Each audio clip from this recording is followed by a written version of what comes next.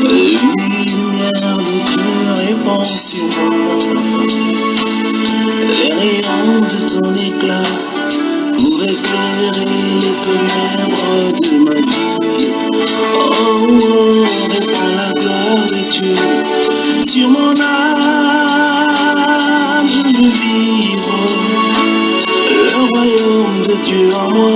Oh, soleil, soleil levant, viens faire germer ce grain d'amour du profond de tout mon être, imprimer la vie de Dieu en moi, soleil. Oh, oh, pour que je vive le ciel sur la terre, je veux vivre comme un prince qui voit la gloire du roi, soleil. Oh, soleil levant, mon cœur attend de toi l'identité royale. Je voudrais briller comme toi, soleil. Que l'éclat de tes rayons m'embrasse au contact de ta majesté. Je n'attends que te ressembler, soleil. Oh, soleil levant, mon cœur attend de toi. Bienvenue encore au niveau de cet enseignement, la deuxième partie de cet enseignement intitulé les mensonges de l'islam. Jésus n'est pas Issa, c'est-à-dire que nous comparions dans la première partie de cet enseignement. Nous avons vu et établi que les personnages Issa sont différents et Issa et Jésus sont vraiment différents. Nous avons lu le CV de Issa dans le Coran, puis celui de Jésus dans la Bible. Parallèlement, nous avons vu par rapport aux mêmes événements, nous avons vu effectivement qu'il n'en était rien par rapport à ces deux personnages. Le Coran et la Bible nous ont aidés dans la première partie à établir que la personne de Marie, Mariama, dans le Coran n'est pas Marie de la Bible parlant de la mère de Jésus, parce qu'ils ont des parents différents et éloignés des époques différentes. Que les circonstances de la naissance, l'annonce de la conception et de la naissance de Jésus dans la Bible est différente de ce que le Coran nous fait croire. Nous avons vu effectivement le témoignage des apôtres, le langage des apôtres par rapport à Yoshua dans le Coran, dans la Bible. Nous avons vu que les apôtres de Issa dans le Coran, c'est totalement différent, une autre histoire, un autre langage, une autre façon de faire. Nous avons aussi vu que les Juifs, la façon dont ils appelaient à considérer Issa dans le Coran n'est pas les mêmes Juifs, enfin ce ne sont même pas les mêmes Juifs, le langage n'est pas identique dans la Bible. Nous avons chuté au niveau de la connaissance du Coran, de la maîtrise de la situation et de la maîtrise de la chose de Dieu par rapport à Jésus. Nous avons vu effectivement que Allah ne connaissait pas par rapport à Issa déclaré sur la terre. Dans cette deuxième partie, nous allons continuer dans cette quête-là en établissant encore davantage les lumières. Arrêtons-nous sur les noms Issa et Jésus. Qu'est-ce que Issa veut dire en arabe? Rien. D'où vient-il donc Issa? Comment en est-on arrivé avec le nom Issa chez les Arabes? Est-ce que Issa est la traduction, c'est-à-dire que parlant de Jésus? Est-ce que la personne qu'on appelle Jésus dans la Bible, c'est cette personne qui est appelée Issa dans le Coran? Regardons qu'est-ce que le Coran nous fait, qu'est-ce qu'on voit dans le Coran. On voit que le nom de la personne appelée Jésus dans la Bible, dans notre mode français, que nous avons aujourd'hui les versions de la Bible française et anglais que nous avons, on dit Jesus ou bien Jésus, vient de la traduction grecque parce que le Nouveau Testament sont écrits en grec. C'est la traduction de l'araméen Yehoshua qui sont traduits en Yesu dans le grec et traduits en anglais par Jesus et en français par Jésus. Maintenant, les musulmans sont convaincus, les musulmans arabes prononcent ce Jésus-là par Yassou. Donc en arabe, normalement c'est Yassou. D'où vient-il donc que dans le Coran, on parle plutôt de Issa? Regardez, effectivement, la version coranique parle de Issa, pas de Jésus. Donc, c'est à tort qu'on traduit en français ou en anglais par Jesus dans le Coran. Normalement, en arabe, c'est Issa. Vous devez remettre par Issa. Pourquoi? Si vous regardez en français, par exemple, Joseph, en hébreu, c'est Youssef. Et en arabe, c'est Youssouf. Donc, effectivement, vous entendez le son You. Jacques, tel que c'est écrit dans la Bible, en hébreu, c'est Jacob. Et en arabe, c'est Jacob. Jean est Yohan en hébreu, puis en arabe c'est Yahya. Jacob c'est Yaakov en hébreu et Yacoub en arabe. Jonas c'est en français, en hébreu c'est c'est chez Yuna. Et en arabe, c'est Younes. Maintenant, d'où vient-il? D'où vient-il donc que le mot hébreu ou bien le mot araméen pour Yahushua est traduit par Issa? D'où vient-il que ça se passe ainsi? Mais et Jésus est l'un des seuls mots qui ont été traduits comme ça. Nous allons revenir sur le cas d'Ibrahim lorsque nous allons parler avec Abraham. Nous voyons effectivement qu'en français, Jésus, en hébreu, c'est Yehoshua, en araméen, c'est Yeshua. Mais en arabe, c'est Issa. Pourquoi on a traduit par Issa? Parce qu'en réalité, il est intéressant de noter que Yehoshua renferme le nom propre hébreu de Dieu. C'est-à-dire que la première syllabe, Yé, étant l'abréviation de YH dans le tétragramme YHWH. Le tétragramme qui se trouve dans l'Ancien Testament plus de 6900 fois. Donc normalement, en traduisant Yehoshua, on devrait dire que YHWH est salut, c'est-à-dire que le Seigneur est salut. Et nous avons vu effectivement dans le livre de Luc, dans la première partie que nous avons commencé à lire, lorsque Siméon est venu au temple, il a porté Jésus, il a dit l'enfant de Jésus, il a dit que Seigneur, ton serviteur peut maintenant aller en paix parce que ses yeux ont vu le salut. Donc cet enfant Jésus là, effectivement, Jésus veut dire Dieu est salut. Voilà pourquoi on a inculté. Si vous voyez effectivement le cas de Josué, vous allez voir que Josué, le prénom Josué est la même chose que c'est le même prénom que Jésus. Donc Jésus et Josué sont dérivés du même nom, Jehoshua. Donc vous allez voir donc qu'en français Jésus c'est Jehoshua, en arabe comme dans le Coran c'est Issa, en arabe traditionnel c'est Yassou, alors que Josué en français, en hébreu c'est toujours Yehoshua, en arabe coranique c'est Yusha. Et puis, en arabe traditionnel, c'est Yeshua. Donc, vous voyez effectivement que c'est au niveau de Jésus seulement qu'ils ont fait on tordu ce mensonge-là pour pouvoir mettre Issa. Parce qu'ils savent qu'en mettant Yassou, on peut comprendre effectivement ce qu'il en est. Nous allons voir la conclusion que, l'auteur du Coran a fait consciemment pour diminuer exactement tout. Et la divinité de Jésus, et sa naissance miraculeuse, et l'authenticité même de ses déclarations, et la crucifixion qu'il fait, parce que tout cela tourne autour de la croix. Pas étonnant que l'apôtre Paul dit, donc il y a des gens qui marchent en ennemi de la croix du Seigneur Jésus-Christ. Leur fin sera selon la perdition. Donc, les musulmans disent qu'ils croient en Jésus-Christ comme prophète. Il n'a jamais dit nulle part de croire en lui comme prophète. Il n'a jamais dit qu'on croit en lui comme prophète. Et quand tu crois en lui comme prophète, ça fait de quoi? Si je dis que Mohammed est prophète, ça fait quoi? Ça change, ça fait qu'il soit musulman. Si je dis que tu crois en Jésus comme étant le prophète de Dieu, ça fait que tu respectes ses enseignements. Il a dit que si quelqu'un même, il gardera ma parole. C'est ce qu'il a dit à ses disciples. Si quelqu'un même, il gardera ma parole. Si quelqu'un ne l'aime pas, il ne garde pas sa parole. Et l'une de ces paroles qu'il a dit, c'est que celui qui croit en moi, qu'il se fasse baptiser, allez faire des nations des disciples. Il a dit les nations, il n'a pas dit allez faire des juifs les disciples, il a dit allez faire des nations des disciples, allez faire des nations des disciples d'entre les nations. Donc vous les païens, vous les musulmans, vous êtes dans les peuples païens. Donc vous avez besoin de repentance et qu'on vous baptise au nom du Seigneur Jésus-Christ. Donc nous voyons effectivement que le Talmud, même dans le Talmud, on voit effectivement que c'est la même chose là, que Jehoshua est tourné en ridicule comme ça. On le place par exemple dans Gittin 54, 57a en enfer. Nous voyons que dans le Talmud, dans Zohar, le verset 282 qui reprend Genèse chapitre 25, verset 29 à 34 sous son compte avec son appellation. Il place le chrétien sont appelés les fils d'Ésaü. Dans le Coran donc, en résumé, Jésus qui est Yassou est changé en un autre Issa, inconnu de la littérature arabe du 8e siècle. En arabe donc, Ésaü est noté Issou en arabe, donc Al-Aïssou, bête de somme en arabe. Les trois lettres de ce mot-là, du mot Al-Aïssou, vous voyez effectivement que c'est ISSA. Les trois lettres en hébreu constituent donc les initiales d'une formule de malédiction.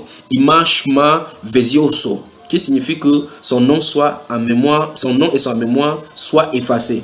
En clair, vous voyez effectivement que les 16 initiales de la ISS là, qui donnent donc les initiales de cette formule de malédiction, Ima, Shmo, Vezioso, ce qui signifie que son nom et sa mémoire soient effacés. On voit effectivement qu'il choisit de Judas Iscariote. Donc la Bible parle dans Psaume 69 que sa mémoire soit effacée. Donc aucune mention, comme j'ai dit dans la première partie, aucune mention de la lignée de David de Jésus. Et or, dans le Coran, enfin dans la Bible, dans la naissance du Seigneur Jésus-Christ, on mentionne effectivement dans Matthieu qu'il y a 14 générations entre telle ou telle personne. Et on voit effectivement qu'il est de la lignée donc pour sortir de la postérité de David, comme l'Écriture l'avait dit. Il n'y a rien du père adoptif de Jésus-Christ qui s'appelle Joseph. Pas de désignation de Bethléem par rapport à sa naissance. Le Joseph du Coran, j'ai déjà spécifié cela, est effectivement nul autre que le fils du patriarche Jacob.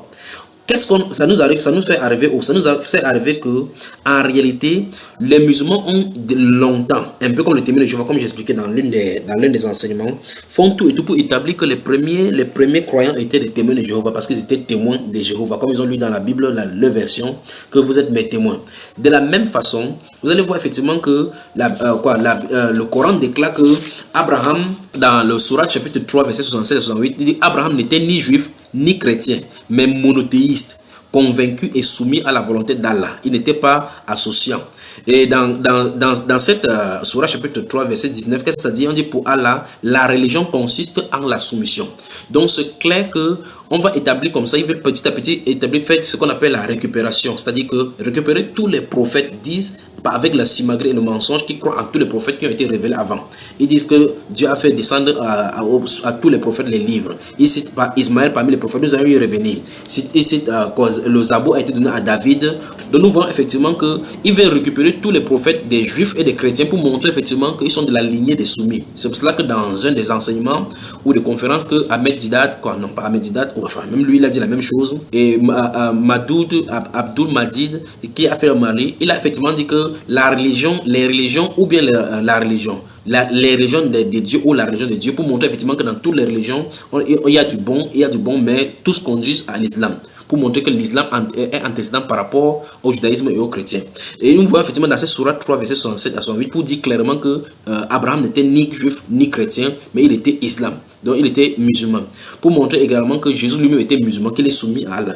Donc ça nous fait comprendre que le but de cet esprit qui est derrière le Coran est d'amoindrir et de détruire toutes les croyances et chez les juifs et chez les chrétiens pour pouvoir imposer seulement cela. Comme ils disent que Mohammed est venu comme ça pour parachever. Comme il est le sceau des prophètes, il est venu parachever la religion de Dieu. Il est venu parachever la révélation de Dieu. Et pour montrer effectivement que les chrétiens devraient le suivre. Et parallèlement et paradoxalement, ils sont censés suivre les chrétiens d'après ce qui est écrit dans le livre des sourates par rapport à Jésus-Christ qui dit que Allah lui-même dit que les suivants de Issa seront au-dessus de ceux qui ne le suivent pas. Donc, vous qui m'écoutez maintenant, vous avez un dilemme à résoudre. Vous avez beaucoup de dilemmes à résoudre. Si nous lisons par exemple dans les sourates 19, versets 30 à 37, et les sourates chapitre 42, verset 13, sourate 43, verset 59 à 64, nous voyons effectivement que en réalité, les musulmans et le Coran enseigne, la tradition musulmane disent clairement que Jésus est venu pour confirmer ce qui était avant lui. Donc d'après les musulmans, Jésus est venu dire aux juifs de croire en la Torah, de croire à ce qui était avant là. Ce qui est écrit dans la Torah, effectivement, c'est vrai. Ça venait d'Allah. Soyez soumis à Allah, respectez ce que les commandements disent. Est-ce que c'est ce que la Bible déclare? Donc, je dis donc que selon le Coran, Issa a dit, je suis venu confirmer ce qui était avant moi. Et nous avons vu effectivement dans la première partie qu'il est venu comme ça, confirmateur de ce qui était avant et annonciateur d'un autre prophète qui sera appelé Muhammad, Ahmad, dans la théologie coranique, au chapitre 61, verset 6 du Coran. Maintenant, qu'est-ce que ça dit? En effet, selon le Coran, les Juifs se vantaient d'avoir tué Issa, fils de Marie. Selon la Sourate chapitre 4, versets 155 et 158. Lisons cela, la Sourate chapitre 4. Sourate chapitre 4. Lisons la Sourate chapitre 4. Sourate chapitre 4. Nous avons lu la table servie aujourd'hui. Nous avons vu la déclaration des apôtres. Alors dans Sourate chapitre 4, Sourate les femmes, les versets 155 à 158. Regardez, suivez attentivement. Nous avons lu ça aujourd'hui. 157, 158, lisons le 158. Et à cause de leurs paroles, nous avons vraiment tué le Messie, Issa al-Masih, Issa, fils de Marie, le messager de Dieu. Or, ils ne l'ont ni tué ni crucifié, mais ce n'était qu'un faux semblant, et ceux qui ont discuté sur son sujet sont vraiment dans l'incertitude. Ils n'en ont aucune connaissance certaine. Ils ne font que suivre des conjectures et ne l'ont pas certainement tué. Donc, d'après ce verset coranique, c'est de la mécréance de dire qu'ils ont tué. Et Allah dit ici qu'ils n'ont pas tué. Et maintenant, nous voyons effectivement que d'après l'enseignement coranique, les Juifs disent qu'ils voulaient tuer Issa, mais Issa n'a pas été tué parce que Allah l'a ramené vers lui, que c'était un faux semblant. Maintenant, si tel était le message de Jésus, de la Bible, parce que je suis en train de comparer comme ça Issa à Jésus. Si le Jésus de la Bible venait seulement pour dire que, ok, les pharisiens croyaient au sacrificateur, croyaient au livre de Moïse, croyaient à ce qui était là-bas, c'est vraiment ça. Est-ce que normalement, ces Jésus-là devait être persécuté? Or, qu'est-ce que la Bible nous déclare? Nous voyons effectivement que ici, le Coran vient de nous dire, nous allons revenir lorsqu'on va tourner autour de la crucifixion, le problème de la crucifixion et les problèmes dont les musulmans ont soulevé. Déjà, c'est déjà établi jusqu'ici que Issa, même si je m'arrêtais ici, que Issa n'est pas Jésus de la Bible. Continuons seulement la démonstration et puis concluons rapidement parce que dans cette deuxième partie, je ne vais pas vous laisser, je ne vais pas vous faire durer longtemps. Donc, si Jésus de la Bible était effectivement, donc, dans le Coran, on dit clairement que les Juifs voulaient tuer Jésus parce qu'il est venu confirmer ce qui était avant eux. C'est que normalement, on ne devrait pas le tuer parce qu'en réalité, c'est que tous les Juifs veulent suivre la Torah et suivre la Torah effectivement. Si Jésus est venu confirmer, si Issa était venu confirmer ce qui était dans la Torah et en venant avec Injil, confirmateur de ce qui était avant lui pour dire, il a lu la Torah et dit que vraiment, ce qu'on doit dire, c'est vrai. Tous les Juifs connaissent cela. Donc, mes amis musulmans, réfléchissez encore 2 fois et dites-moi pourquoi, selon le Coran, les Juifs voulaient tuer Issa. C'est parce que les intentions de tuer Issa étaient à l'intérieur. Parce qu'on a lu clairement qu'ils disent de leur bouche qu'ils ont tué, ils ne l'ont pas tué. Pourquoi donc ils ont dit qu'ils ont tué? Et que Allah a fait un faux semblant en jetant le visage de Jésus sur un autre parmi eux pour qu'on puisse le crucifier. Que ce n'était pas Issa. Quelle était l'intention des Juifs? Qu'est-ce que Jésus a fait, ou mieux, qu'est-ce qu'Issa a fait pour que les Juifs veuillent le tuer? Racontez-nous et cherchez ça à part plusieurs fois. Mais qu'est-ce que la Bible dit par rapport à ce fait? C'est-à-dire, pourquoi les Juifs cherchent à le tuer? Lisons distinctement dans le livre de Jean, puis dans le livre de Matthieu. Lisons quelques passages là. Jean chapitre 5, commençons là. Jean chapitre 5, et voyons effectivement que derrière ces simagrées encore se cache une merveilleuse révélation de la personne de Jésus dans la Bible. Jean au chapitre 5. Le livre de Jean au chapitre 5 pour savoir pourquoi on voulait tuer Jésus. Je ne suis pas encore au niveau de la crucifixion parce que je suis en train de parler de l'intention de tuer Jésus dont le Coran a parlé. C'est dans Surah chapitre 4 verset 157 158 parce qu'ils disent, ils ouvrent leur bouche pour dire que nous avons tué le Christ, le Messie, fils de Marie. Ils ne l'ont pas tué et ici c'était un faux semblant. Donc effectivement, pourquoi les Juifs voulaient le tuer? Pourtant il est venu confirmer la Torah. S'il venait confirmer la Torah, alors forcément il devait être un bon Juif. Qu'est-ce qu'il a fait pour pouvoir tuer? Jean chapitre 5. Lisons les versets 17 et 18. Voyons ce que Jésus dit. Mais Jésus, souvenons-vous dans Jean chapitre 5, après la guérison de cet homme qui était à la piscine de Bethesda, à qui le Seigneur Jésus a dit, lève-toi, prends ton lit et marche. La Bible déclare que c'était un jour de sabbat. Donc prenez votre lecture depuis le verset 1 jusqu'au verset 16. Maintenant, je vais lire les versets 17 et 18. Mais Jésus leur répondit, mon Père agit jusqu'à présent, moi aussi j'agis. Verset 18. À cause de cela, la Bible est claire, à cause de cela, les Juifs cherchaient encore plus à le faire mourir. Donc dès le départ, il a fait quelque chose qui pousse les Juifs à le faire mourir.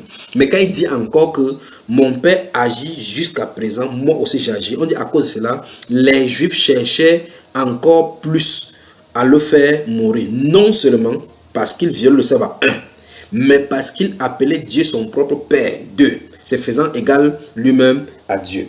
La Bible nous déclare ici deux choses, les deux principales raisons pour lesquelles les Juifs voulaient tuer Jésus. On a résumé ça dans ce verset. 1. Jésus-Christ violait le sabbat parce que presque toutes les guérisons qu'il faisait, il faisait toujours les jours de sabbat pour les attaquer. Regardez bien, on dit à cause de cela, les Juifs cherchaient encore plus à le faire mourir, non seulement parce qu'il violait le sabbat, mais parce qu'il appelait Dieu son propre Père, se faisant lui-même égal à Dieu.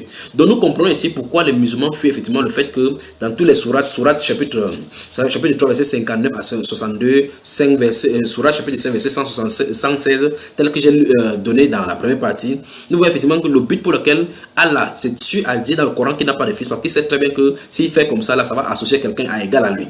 Maintenant, la Bible déclare que le fait que Jésus appelle Dieu son Père, il fait comme ça, il s'appelle comme ça Dieu. C'est ce que la Bible déclare.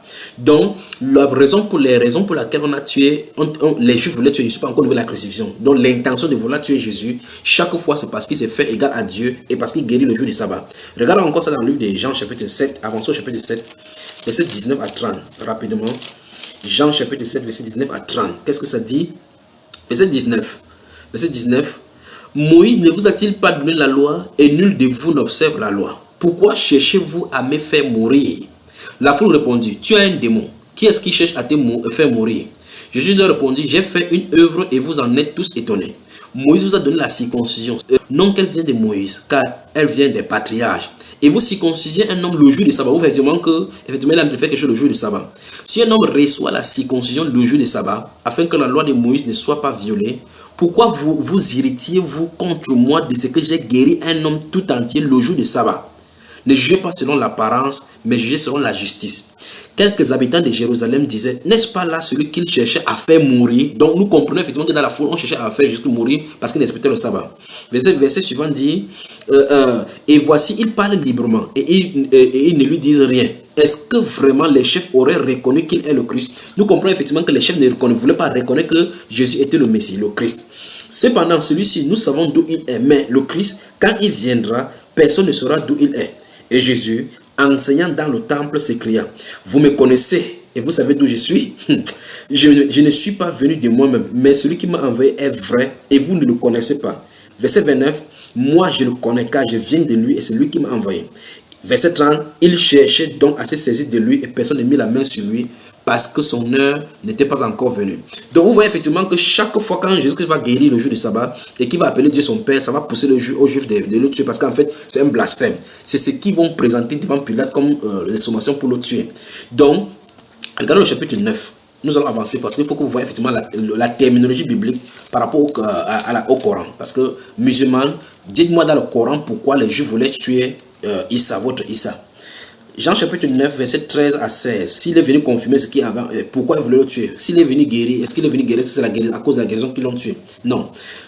Jean chapitre 9, le verset 13 à 16. Qu'est-ce que ça dit, Jean chapitre 9, verset 13 à 16? La Bible déclare, il menait vers les pharisiens. Ici, il s'agit de quelqu'un, un aveugle à qui Jésus a accordé la vue. Il menait vers les pharisiens celui qui avait été aveugle. Or, c'était un jour de sabbat. Vous voyez, chaque fois, c'est le même principe. Que Jésus avait fait de la boue et lui avait ouvert les yeux. De nouveau, les pharisiens aussi lui demandaient comment il avait recouvré la vue. Et il leur dit, il a appliqué de la boue sur mes yeux, je me suis lavé et je vois. Sur quoi quelques-uns des pharisiens disent, cet homme ne vient pas de Dieu, car il n'observe pas le sabbat. Donc votre Issa, que vous dites dans le Coran qu'il est venu pour confirmer ce qui est dans le sabbat, ce qui était dans la Torah interdisait clairement aux gens de faire leurs œuvres le jour du sabbat. Et Jésus-Christ s'attelait à compris les bonnes choses comme ça le jour du sabbat. Et il va leur dire que le Fils de l'homme est maître même le sabbat. Donc, et on dit effectivement que cet homme, on appelle Jésus là, cet homme, il ne vient pas de Dieu parce que s'il venait de Dieu, il devait respecter le sabbat. Donc, votre Jésus, votre Issa, qui dit qu'il est venu confirmer le sabbat, le Jésus ici guérissait le jour du sabbat. Cet homme ne vient pas de Dieu, verset 16, car il n'observe pas le sabbat. D'autres disent, comment un homme pécheur peut-il faire de tels miracles? Et il y a eu une division parmi eux. Nous voyons effectivement ici que Jésus-Christ a encore accompli le sabbat, la guérison le jour du sabbat, et ça qui crée comme ça le meurtre. Regardons chapitre 30 encore. On va revenir au chapitre 10, verset 30 à 39. Puis revenons au chapitre 8 et concluons là-bas. Chapitre 8, qu'est-ce que ça dit? Je suis dans Jean, peut-être vous allez me dire que ça c'est Jean qui a raconté. Je vais vous lire un passage dans le livre de Matthieu. Jean chapitre 10, verset 30 à 34. Regardons encore ce même principe. Moi et le Père, nous sommes un.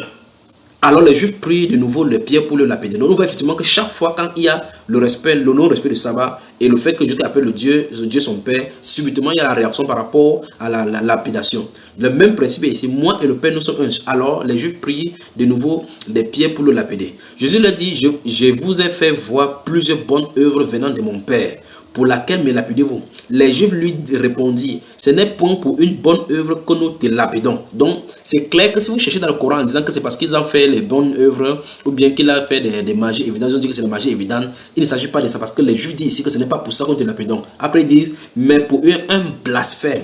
Donc, on voulait tuer le Seigneur Jésus-Christ de la Bible à cause du blasphème. Après, il dit, et parce que toi qui es homme, tu te fais Dieu. Donc les Juifs disent de Jésus. Parce que j'ai lu ces versets parce que plusieurs musulmans ont conçu une question démoniaque maintenant qu'ils distribuent à leurs amis musulmans et les enfants musulmans dans le monde en disant, si vous me montrez dans votre Bible où Jésus a dit, je suis Dieu, adorez-moi, je vais croire en Jésus. Donnez-moi où Jésus a sorti de sa bouche qu'il est Dieu. Vous avez vu un endroit où Jésus a dit que je suis le Seigneur, que je suis le Seigneur, je suis le Maître. Il a dit à ses disciples que vous m'appelez Seigneur et Maître et c'est que je suis. Il a dit, c'est vous qui l'avez fait. Vous avez vu un endroit où vous dites que Jésus est le prophète. Vous croyez qu'il est prophète. Montrez-moi aussi dans la Bible. Dans la Bible, quand vous demandez de montrer dans la Bible où Jésus a dit de sa bouche qu'il est Dieu. Qu'il est Dieu, vous croyez. Montrez-moi dans la Bible où il a dit que je suis le prophète aussi. Croyez en moi. Montre-moi ça. Pourquoi vous croyez en lui comme prophète? Donc ici, il dit, moi et le Père, nous sommes un. Alors les Juifs prient de nouveau des pieds pour le lapider. Et Jésus leur a posé la question, mais vous voulez me taper, pourquoi? Vous voulez me lapider, pourquoi? Qu'est-ce que je vous ai fait? Il dit que non. Et Jésus a précisé que j'ai fait les bonnes œuvres. Il a guéri les gens parmi eux, il a guéri les malades, ressuscité les morts. Ils ont dit que non, les bonnes œuvres, c'est d'accord. Nous voulons te lapider à cause du blasphème, parce qu'en fait, d'après la Bible, on doit lapider les gens quand ils blasphèment contre Dieu. Il dit, et parce que toi qui es homme, tu te fais Dieu. Or, nulle part où Jésus-Christ disait qu'il a dit littéralement. Mais les Juifs comprenaient ce qu'il veut dire, je suis le Fils de Dieu. Maintenant, regardez ce que Jésus-Christ va leur dire. Jésus ne doit pas leur dire que non, je n'ai pas dit que je suis Dieu. C'est la parole de Jésus-Christ qui a dit, qui fait comprendre aux Juifs qu'ils sont Dieu. Mais aujourd'hui, vous essayez de tordre les Écritures pour tordre les Écritures en disant que ici, il ne voulait pas dire qu'il est Dieu. Ce sont les Juifs qui ont fait comme ça, mais c'est ce qui est écrit. Verset suivant dit, Jésus leur répondit, n'est-il pas écrit dans votre loi, j'ai dit vous êtes des dieux? Si elle a appelé Dieu ceux à qui la parole de Dieu a été adressée, et si l'écriture ne peut être anéantie, celui que le Père a sanctifié et envoyé dans le monde, vous lui dites tu blasphèmes. Et c'est là parce que j'ai dit je suis le Fils de Dieu.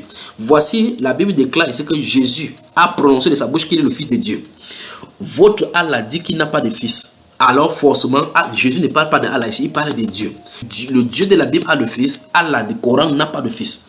Par conséquent, le Allah du Coran n'est pas le Allah de la Bible et nous n'adorons pas le même Dieu. Ça c'est clair. Donc à vous votre religion, à nous notre Dieu. Jusqu'ici nous comprenons quoi? Nous voyons effectivement dans le chapitre 8 de Jean, verset 51 à 58, il va parler également d'Abraham. Avant que votre père Abraham ne fût, il a vu mon Dieu, il a tracé des joies. Il va encore lui demander que tu n'as pas encore 50 ans, tu as vu Abraham. Il a dit avant qu'Abraham fût échu. De la même façon, ils vont prendre encore la pierre pour le lapider. Lisons Matthieu chapitre 12, parce que j'ai lu tout cela dans le livre des gens. Lisons Matthieu chapitre 12, afin qu'on ne dise pas que c'est parce que c'est Jean lui seul qui a dit. Souvenez-vous, le Coran, c'est seulement Mohamed qui a dit, mais vous y croyez. Mais quand on dit quelque chose, vous dites que c'est Jean qui a dit cela.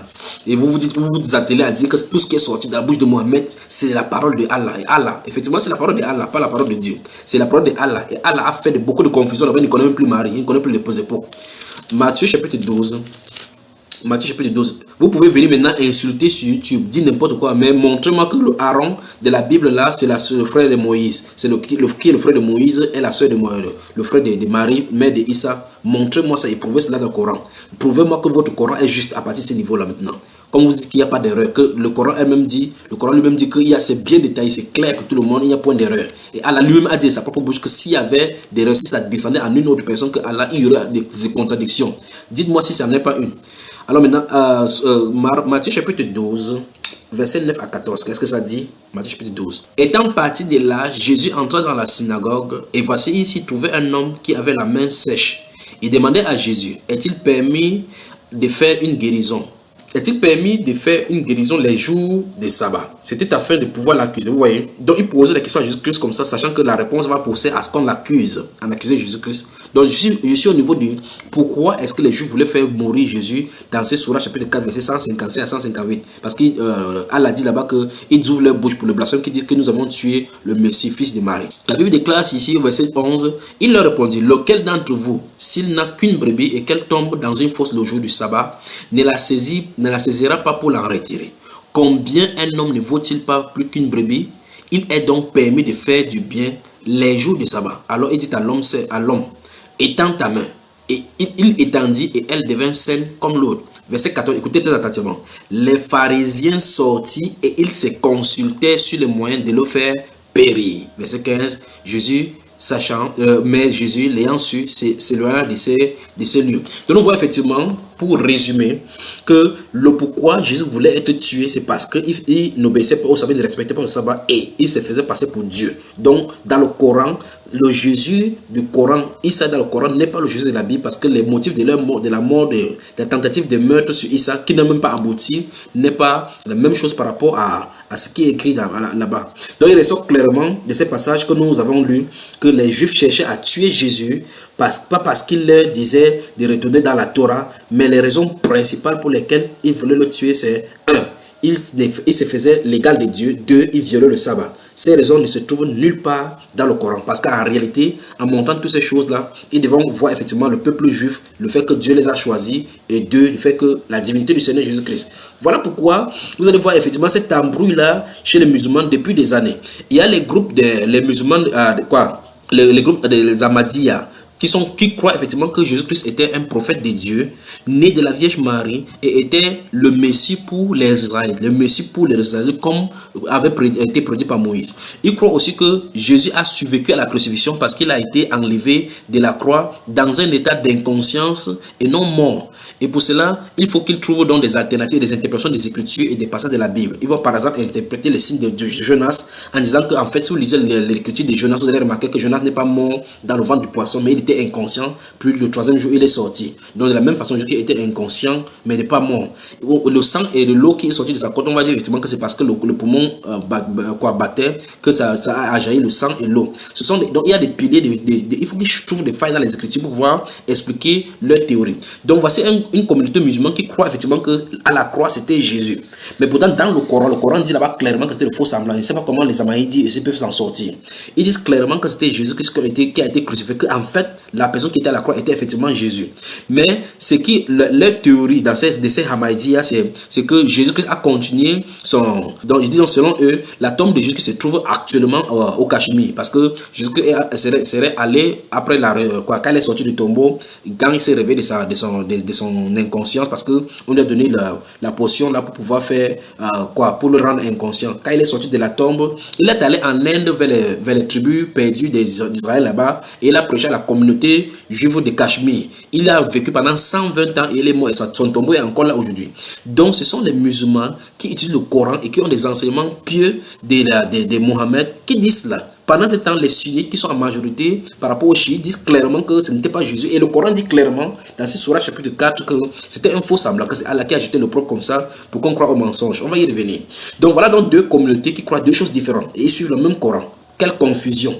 Maintenant, rappelons d'abord que les Ahmadiyya sont une autre communauté de musulmans qui s'appelait eux-mêmes un mouvement dynamique, le plus grand mouvement islamique de réveil, couvrant plus de 206 pays, fondé en 1886, et son quartier général se trouve dans le Royaume-Uni. Souvenez-vous également que c'est la seule communauté musulmane à croire que le Messie Jésus-Christ, tant entendu, était donc venu en la personne de Mirza Ghulam Ahmad, qui est né en 1835 et est mort en 1908. Il a dit, c'est Ahmad-là a dit qu'il était le Jésus-Christ métaphorique dont la prophétie du prophète de l'islam parle. Alors lui, qu'est-ce qu'il va faire? Il va déclarer que le terrorisme ne trouve pas sa place dans l'islam. Qui va prêcher ça donc aux musulmans qui le dit? Pourquoi il dit chaque fois que les musulmans sont une religion de paix? Pourquoi il ne se lève pas dans les mosquées pour dire à haute voix dans les chaînes de télévision que vous qui créez les enseignements des musulmans en disant qu'il y a le djihad et là-bas? Ce n'est pas comme ça que le musulman fait. Parce qu'en réalité, c'est l'intention même des musulmans. C'est ce qui est écrit dans le Coran et ce que les traditions disent. Nous allons voir ici à la conclusion. Donc, ces messieurs-là, il va parler même de djihad du stylo à billes à la place de djihad de l'épée. Donc il dit clairement que dans son enseignement, celui-là qui est venu comme le Jésus-Christ que les gens attendaient, Issa que les gens attendaient d'après la prophétie de Mohammed. Souvenez-vous, il est venu en 1800 et il a dit que c'était l'avatar, cet avatar-là que Mohammed avait parlé. Et donc il a donc dit qu'il faut que l'heure arrive, il faut que les musulmans mettent le djihad de l'épée de côté et prennent le djihad du stylo à billes. Il va donner donc le bon exemple en écrivant plus de 90 ouvrages où il va parler de ces choses-là, démontrant les choses, les faussetés de la chrétienté, de la non-crucifixion, de la possibilité du fait que Christ ne soit pas mort à la croix. Et celui qui va commencer les débats du genre qu'on entend aujourd'hui avec Ahmed Didat, Abdou Majid et Zaki.